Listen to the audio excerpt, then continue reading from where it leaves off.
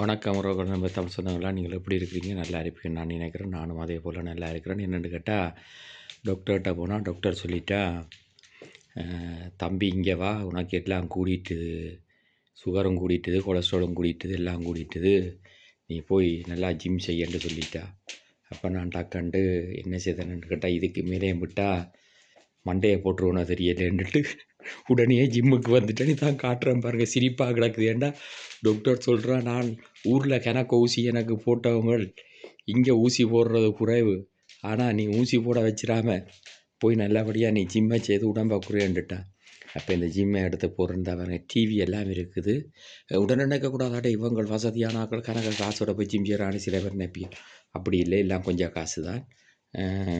அளவாக செய்துட்டு அளவாக இறங்கி மெதுவாக அப்படியே போயிடணும். உங்களுக்கு ஒரு சின்ன ஒரு பதிவு கொண்டு வச்சுறேன் பாருங்கோ.